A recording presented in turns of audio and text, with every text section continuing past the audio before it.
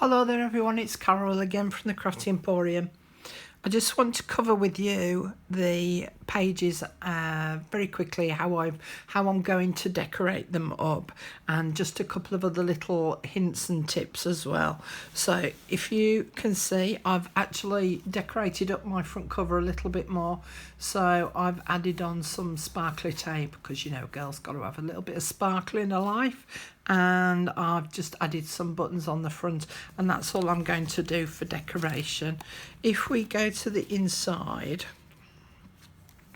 I've already, as I said before, cut out all my little titles for all the sections that I'm going to have in here. And this first one, leave that up there for now because that's holding on some stuff on the back page.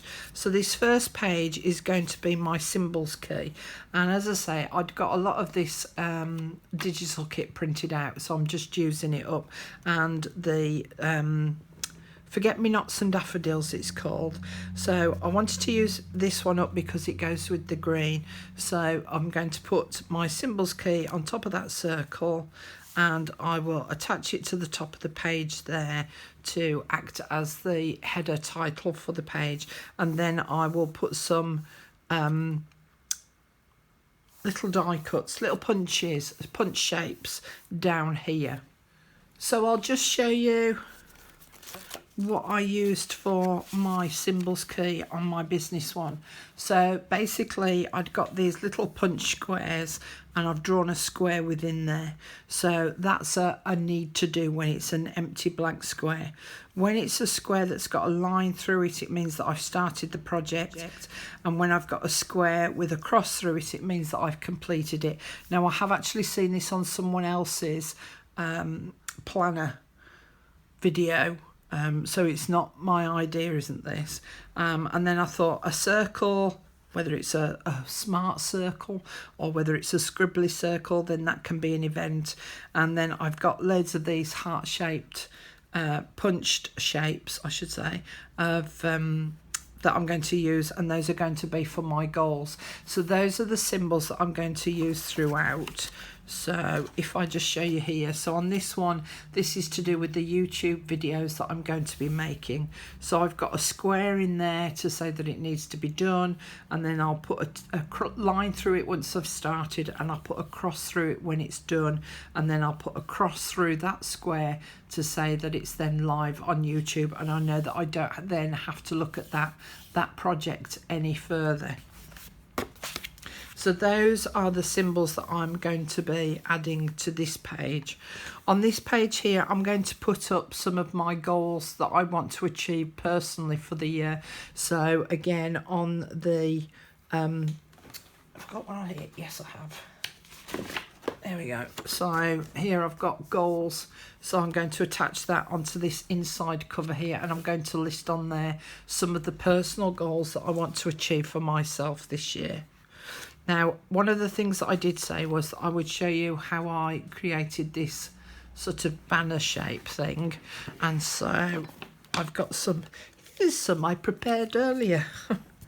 So basically I've got a rectangle, which is the rectangle with the wording on. And then the two little tail ends are just two smaller rectangles, and it's actually thinner or not as wide as the wording rectangle, so it's a narrower rectangle.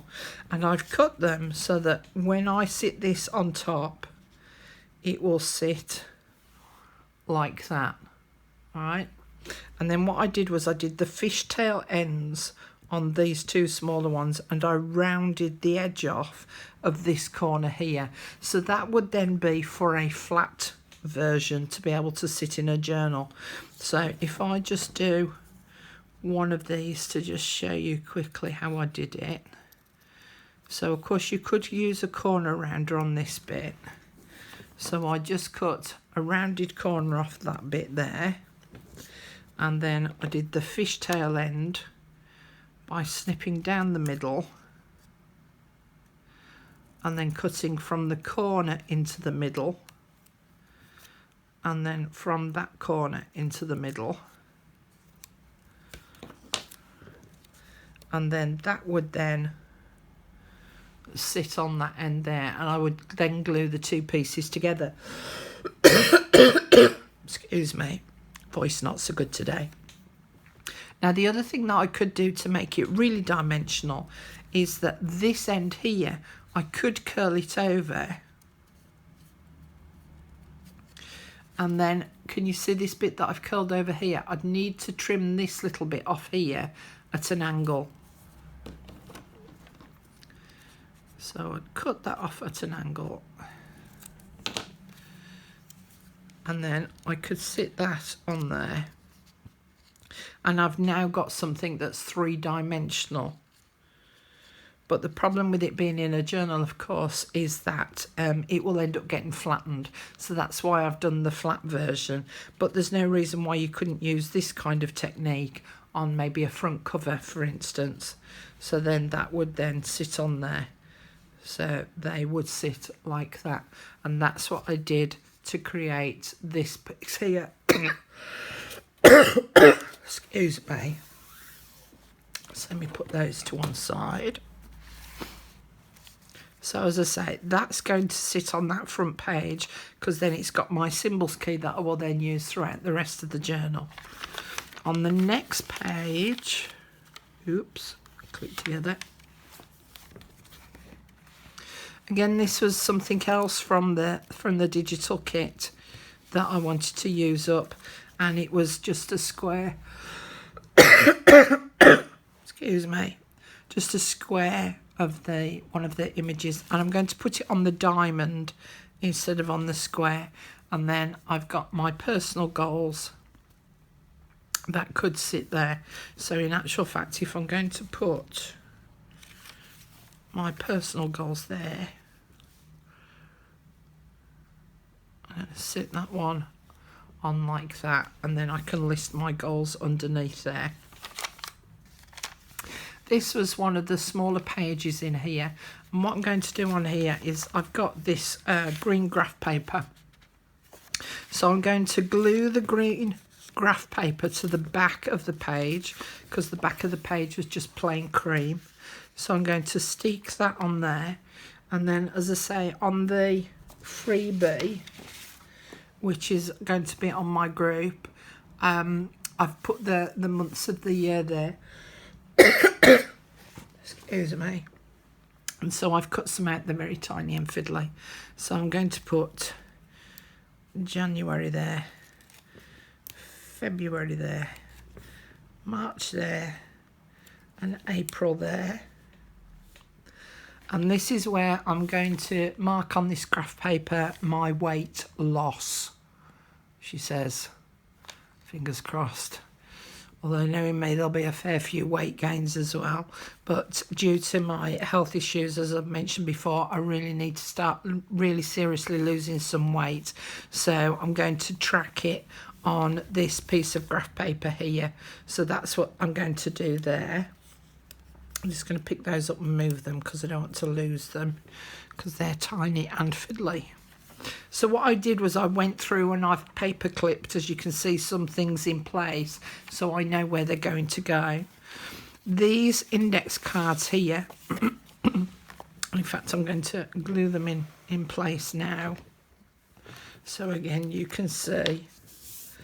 So I'm just going to put a line of glue along this bottom edge here.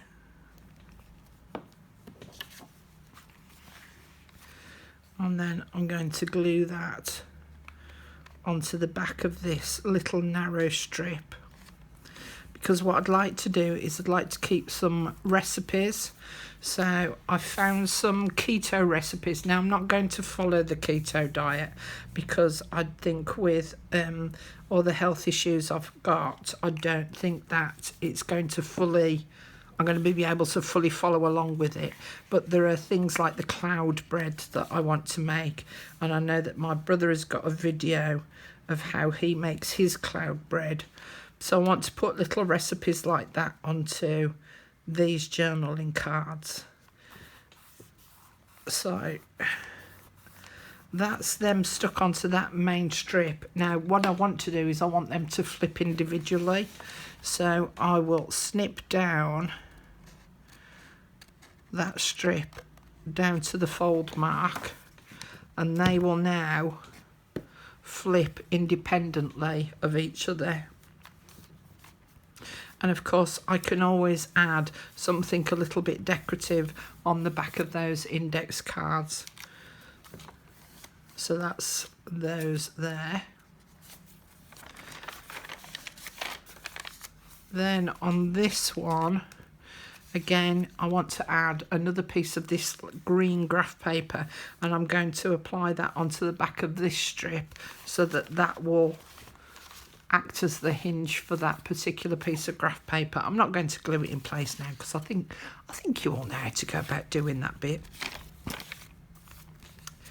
On this one, I'm going to put my shopping goals on here. So there are specific things that I want to see about purchasing this year. So I want to list those down.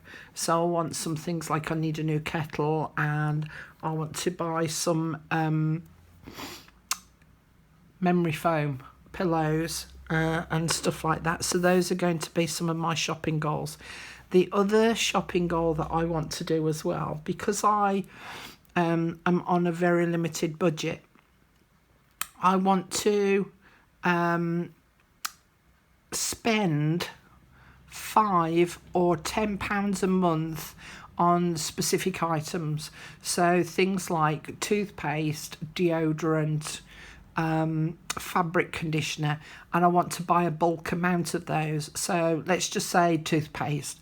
So for £5 I can get five or six tubes excuse me, 5 or 6 tubes of toothpaste, which will then last me for quite an amount of time, which will then have saved me having to spend that amount of money each month. And I'm hoping to build those reserves up so that it will get to a point where for the following year I then won't have to purchase any toothpaste because I will have purchased enough. So I want to work out a plan on my graph paper here of, if I buy 5 tubes of toothpaste, they're going to last me roughly so long, and then maybe later on in the year I might need to buy another 5 to carry me over into the following year. So I want to work out a budget for that, and specific items that I know are not going to take up a lot of storage in my flat, but are going to eventually save me that little bit of extra money by buying them in a bulk quantity. So those are some of my shopping goals for this year. On this one here, I've made up some of the envelopes from the kit, and I'll just show you what it looks like when you cut it out, because it's a bit of an odd shape. So that's the actual shape. And then you fold it over. You fold each of the 4 points over, and there's a little line there to show you where you need to fold it.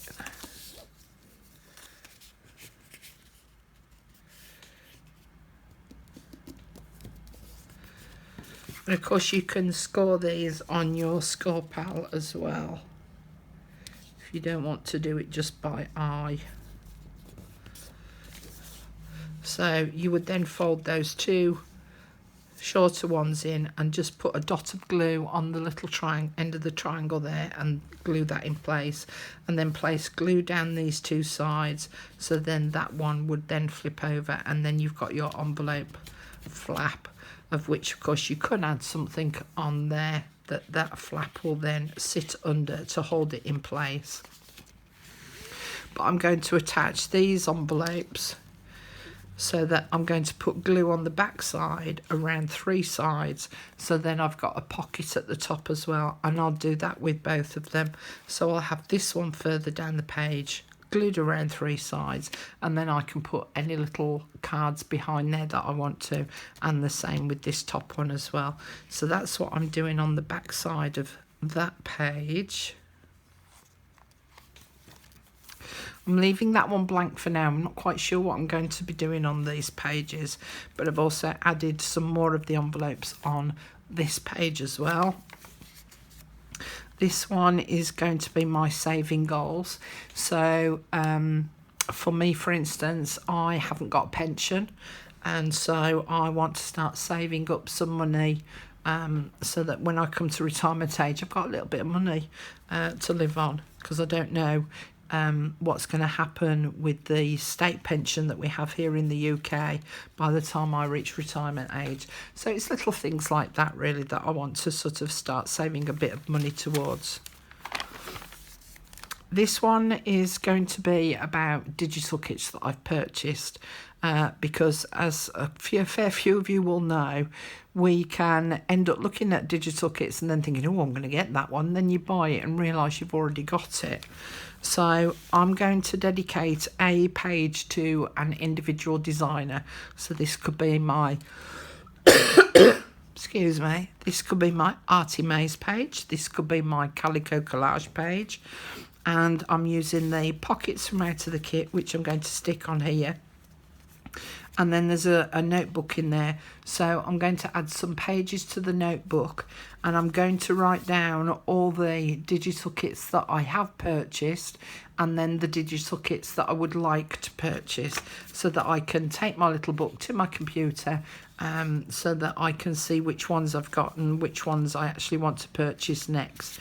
And so I'm going to do a little pocket and a little booklet for each of the individual designers, and they will go then on those pages, the same as what happened on this one and this one, because obviously there's more than 2 designers. And then there'll be one for others, where I might only sort of purchase, you know, individual ones from a particular designer rather than start buying collections of. Here I'm going to do films. And I'm going to start using some of my washi tape up as well. So I have got some of film strip washi tape. So I'll start to decorate the page up with some of the washi tape that I've got. Now, because I work from home, I've got my television opposite me there. So I tend to watch a lot of television and films as I'm working and creating things. And so I want to list down here some of the films that I've seen.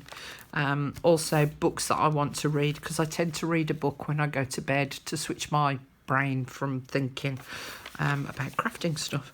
TV series as well. I watch a lot of TV series, and sometimes I go on to Netflix and think, can't remember whether I've seen that one or not. So at least if I've got it written down, then I know that I've seen it, because it might have been some time since I did. And then obviously in my back pocket, I'll keep some extra bits and pieces. I'm going to get a calendar printed off as well to include in here too, so that I've got a calendar to use.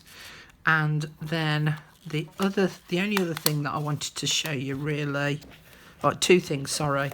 If you're not very good at writing on pages that don't have lines and things on, there's no reason why you can't use any of your graph paper.